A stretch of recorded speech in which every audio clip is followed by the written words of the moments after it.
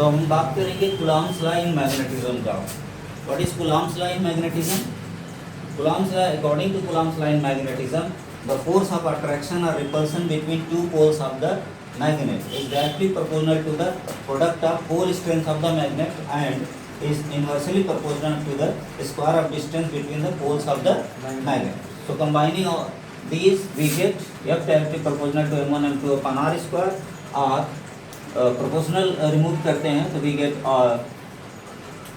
constant, that is mu naught upon 4 pi. So F is equal to mu naught upon 4 pi m1 m2 upon r square.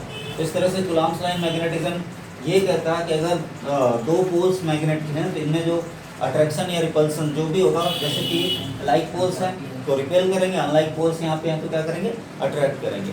तो इन दोनों के pole strength मान लेते हैं, इसकी pole strength m1 है और इसकी पोल स्ट्रेंथ m2 है, और दोनों के बीच की डिस्टेंस कितना है, r है। तो F जो होगा वो m1 m2 के प्रोडक्ट के डायरेक्टली प्रोपोर्शनल होगा, और F जो होगा इन्वर्सली प्रोपोर्शनल टू होगा इन दोनों पोल्स के डिस्टेंस के स्क्वायर की।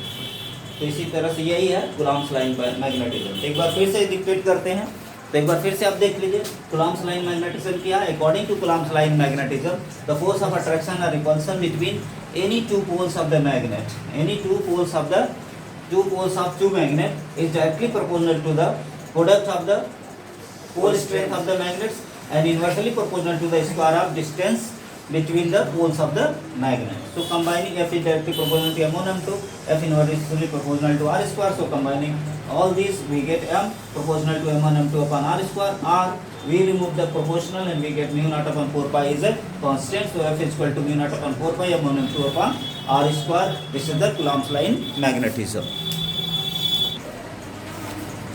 नाउ नेक्स्ट टॉपिक हम लोग कर लेते हैं magnetic field lines. What are magnetic field lines? तो magnetic field lines are those imaginary lines in magnetic field, any tangent at which gives the direction of magnetic field at the point where tangent is drawn. मान लेते इस point P है, यहाँ पे इस point पे अगर टेंजेंट में खींचा तो ये मैग्नेटिक फील्ड किस पॉइंट पर होगी, हमारी डायरेक्शन। यहाँ पे मान लेते इस यहाँ पे कर्व है, यहाँ पे मैं टेंजेंट खींचूँ तो यानी टच करती हुई लाइन, तो ये होगा मैग्नेटिक फील्ड की डायरेक्शन। तो magnetic field lines are those imaginary lines in the magnetic field at any tangent at which give the direction of magnetic field. यानी कि मैग्नेटिक फील्ड लाइंस वो इमेजिनरी लाइंस होती हैं, वो काल्पनिक लाइंस होती हैं जिनके किसी पॉइंट पर अगर टेंजेंट खींचें तो वो जो टेंजेंट की डायरेक्शन है वो टेंजेंट जो है हमें मैग्नेटिक फील्ड की डायरेक्शन बताएगा। क्लियर है? तो ये इमेजिनरी लाइंस होती हैं, बस इमेजिन करने के लिए एक पिक्चोरिकल व्यू कह सकते हैं, हम लोग दिखाते हैं कि हाँ यहाँ मैग्नेटिक फील्ड लाइंस है। अब थोड़ी सी इनकी प्रॉपर्टीज़ पढ़ेंगे हम लोग कि क्या क्या प्रॉपर्टीज होती है। जैसे जहाँ पे मैग्नेटिक फील्ड लाइंस जहाँ एक दूसरे से क्लोज होंगी वहाँ मैग्नेटिक फील्ड क्या होता है, स्ट्रांग होता है। जहाँ पे एक दूसरे दूर होंगी मैग्नेटिक फील्ड वहाँ पे क्या होगा, वीक होगा। मैग्नेटिक फील्ड लाइंस एक दूसरे को इंटरसेक्ट नहीं करती हैं, ठीक है ना। अगर वो इंटरसेक्ट करेंगी, क्यों नहीं करेंगी, क्योंकि यदि वो इंटरसेक्ट करती हैं तो एक ही पॉइंट पर चूंकि दो कर्व एक दूसरे को कट करेंगे तो ऐसे केस में मुझे दो टेंजेंट मिल जाएगा, कि इधर भी एक इस पे, तो यानी एक ही पॉइंट पे मैग्नेटिक फील्ड की दो डायरेक्शन मिल जाएगी। और ये ऐसा पॉसिबल थोड़ी है, एक ही डायरेक्शन होगी एक पॉइंट पे मैग्नेटिक फील्ड की। तो इस तरह से मैग्नेटिक फील्ड लाइंस एक दूसरे को इंटरसेक्ट नहीं करती हैं, क्योंकि अगर ये इंटरसेक्ट करेंगी तो एक ही पॉइंट पर हमें क्या है, दो डायरेक्शन मिल जाएगी, दो टेंजेंट मिलेगा और इसका मतलब दो डायरेक्शन मिल जाएगा, जो कि पॉसिबल नहीं है। क्लियर है? तो ये कुछ मैग्नेटिक फील्ड लाइंस की प्रॉपर्टीज है, इनको भी जरा नोट कर लेते हैं। तो हम बात करेंगे properties of magnetic field lines. सबसे पहले हमने मैग्नेटिक फील्ड लाइंस को देख लिया कि what are magnetic field lines. तो magnetic field lines are those imaginary lines in magnetic field which give the pictorial view of the magnetic field. जो magnetic field के एक पिक्चोरिकल व्यू को देती हैं, ये इमेजिनरी लाइंस होती हैं। इनके किसी पॉइंट पर अगर टेंजेंट खींचे तो वो हमें मैग्नेटिक फील्ड की डायरेक्शन मिल जाती है। तो इनकी प्रॉपर्टीज़ क्या है? मैग्नेटिक फील्ड लाइंस की प्रॉपर्टीज ये है कि magnetic field lines start from north pole, move from north pole towards the south pole outside the magnet, and they move from south pole to north pole inside the magnet, and thus they form a close loop. तो पहली property यही है कि ये close loop बनाती हैं। Outside the magnet north pole से south पोल की तरफ जाती हैं, और इनसाइड द मैग्नेट की बात करें तो साउथ पोल से नॉर्थ पोल की तरफ चलती है।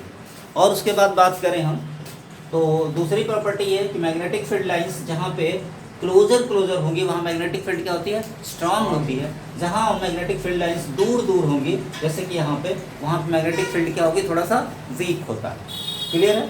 ये और एक प्रॉपर्टी ये है कि ये एक दूसरे को इंटरसेक्ट नहीं करते, मैग्नेटिक फील्ड लाइंस एक दूसरे को इंटरसेक्ट नहीं करते। यदि मैग्नेटिक फील्ड लाइंस एक दूसरे को इंटरसेक्ट करेंगी तो हमें दो कर्व के कारण दो टेंजेंट मिलेगा, यानी कि मैग्नेटिक फील्ड की एक ही पॉइंट पर मैग्नेटिक फील्ड की दो डायरेक्शन मिल जाएगी, जो कि पॉसिबल नहीं है। एक ही पॉइंट पर मैग्नेटिक फील्ड की दो डायरेक्शन नहीं हो सकती, इसलिए एक दूसरे को इंटरसेक्ट नहीं करेंगे बस। और इनके किसी भी पॉइंट पर, यानी किसी भी पॉइंट पर, इस जो कर्व है, क्लोज कर्व बन रहा है, इस क्लोज कर्व के किसी भी पॉइंट पर अगर हम लोग एक टेंजेंट खींचें तो वो उस टेंजेंट की क्या होती है, डायरेक्शन मिल जाती है। ये मैग्नेटिक फील्ड लाइंस की प्रॉपर्टीज हैं। तो मैग्नेटिक डाइपोल, अब हम बात करेंगे मैग्नेटिक डाइपोल पर। What is magnetic dipole? So two equal and opposite magnetic poles separated by a finite distance और small distance is called magnetic dipole. जैसे इलेक्ट्रिक डाइपोल होता था, two equal and opposite charges separated by a small distance called electric dipole. Similarly, two equal and opposite magnetic poles separated by a small distance or finite distance is called magnetic dipole. अब बात करें हम, जैसे हमारे example के तौर पे, what is magnetic dipole का एक एग्जांपल हमारा बार मैग्नेट है। बार मैग्नेट में नॉर्थ पोल साउथ पोल एक निश्चित डिस्टेंस पर होते हैं, सेपरेटेड रहते हैं, तो इन्हें हम कहते हैं क्या, बार मैग्नेट कहते हैं। क्लियर है? तो बार मैग्नेट एक डाइपोल फॉर्मेशन करता है। तो बार मैग्नेट में क्या होता है, डाइपोल होता है। बार मैग्नेट में क्या होता है, एक डाइपोल होता है। तो बार मैग्नेट में एक डाइपोल होता है। चलिए हम बात करते हैं डाइपोल मोमेंट का। जैसे इलेक्ट्रिक डाइपोल मोमेंट को हम लोग P से डिनोट करते थे, तो electric dipole moment P is equal to कितना होता था, 2L/Q। 2L is the distance between the charges and Q is the magnitude of one charge. Similarly यहाँ पे मैग्नेटिक डाइपोल, हम बात करेंगे मैग्नेटिक डाइपोल मोमेंट का। तो मैग्नेटिक डाइपोल मोमेंट को हम लोग कैपिटल M से डिनोट करते हैं। तो मैग्नेटिक डाइपोल मोमेंट क्या जो होता है, इसका मैग्नीट्यूड कितना होता है, 2L into M। 2L क्या है, 2L is the separation between the poles of the magnet. जैसे कि नॉर्थ पोल साउथ पोल है, तो दोनों पोल्स के बीच की डिस्टेंस कितना है, 2L है। और M क्या है, ये पोल स्ट्रेंथ है। M क्या है, पोल स्ट्रेंथ है। तो ये dipole moment M is equal to 2L M। अगर इसे वेक्टर फॉर्म में लिखना चाहें, M is equal to 2L M into L cap। L cap is the unit vector along the length। तो इन दोनों पोल्स को मिलाने वाली जो लाइन है, इसी के डायरेक्शन में मैग्नेटिक पोल की स्ट्रेंथ होती है, और ये साउथ टू नॉर्थ डायरेक्शन में होती है। इसकी डायरेक्शन पोल की होती है। इस पर हम चर्चा आगे भी कर लेंगे।